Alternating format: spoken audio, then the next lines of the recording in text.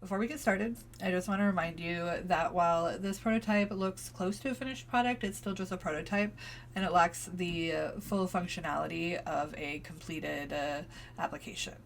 Today I'll just be walking you through the specific flows that you asked to see, and I'll show you how the final product could guide your customers through these tasks. But we won't be able to dive in and explore the app as a whole. We'll just go through these flows. I also wanted to go over some of the pain points from Mike and Lucy. Those are our personas. Mike wants to see an app with a ticketing capability, but he really needs some help finding the specific bands that he wants to see at the different venues. And then Lucy also wants to be able to purchase tickets online, but a big thing for her is that she wants to be able to share the events with her friends. So she would like to see an individual events page for each event at all of the venues. I think we've done a good job of incorporating those pain points into the flows today, and we'll show you how we are addressing some of that.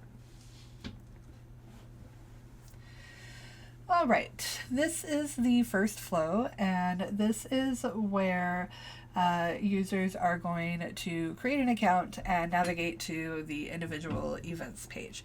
So let's just get started here.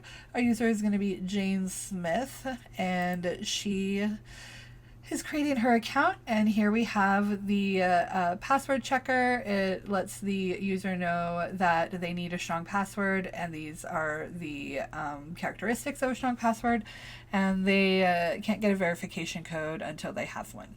So we click verification code, and we will email this code to them, and they'll enter that here and then verify their account.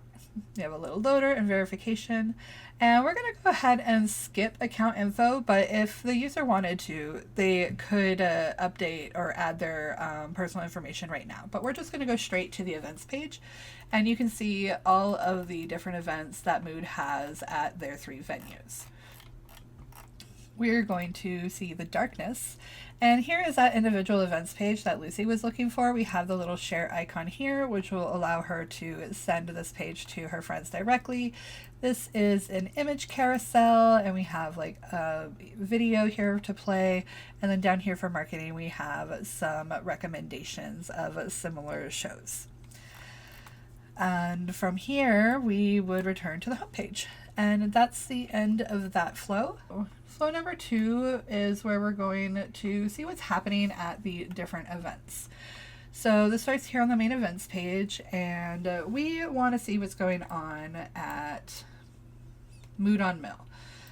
So we're going to click that and scroll down, and we only want to see events that are happening July 1st, 2nd, 3rd, and 4th. And from here we can apply those filters, and you'll be able to see all of the different events. And let's check out Tessa Violet. And again, we have her individual events page. Share icon. You could purchase tickets here if we wanted to, but we're actually going to go back to our home page where our filters are still active. We are going to change our venue. We want to see what's going on at Mood, and we just want to see the punk bands. But we still want to see the events for the 1st through the 4th. Let's apply these filters, and here you can see all of the punk bands that will be playing at Mood. And then we can return to the home page. So that is the filtering option, which will allow people like our persona Mike to find the exact bands or genres or venues that they are looking for. Right, now we want to see how users are going to sign into their already existing account and purchase some tickets. So we'll have Jane Smith sign in again, and she will put in her strong password and we'll sign in. And the user lands on the main events page after signing in. And we're going to scroll down, and we are going to see Panic Shack. And we come to this individual page.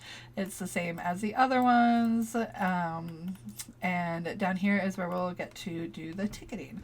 So these tickets are $50. It starts at quantity 0, and you can choose up to 10, which we have noted right here, and then the scroll bar only goes to 10. And then the total cost updates, and you click buy now. That'll bring you to this information page, this billing page. Remember, our user chose not to add account information in the sign up process, so we're going to have them add that information here.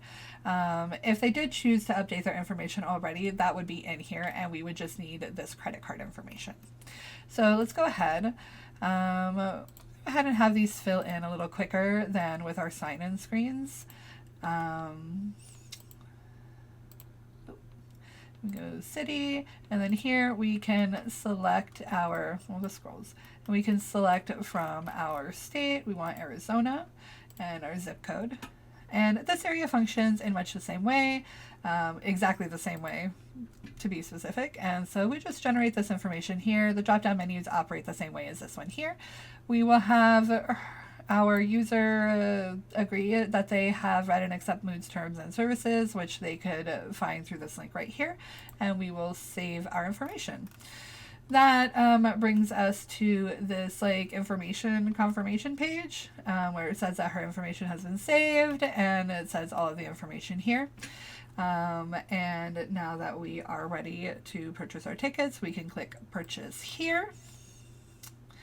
And this is the confirmation receipt, which we let them know has also been emailed to them.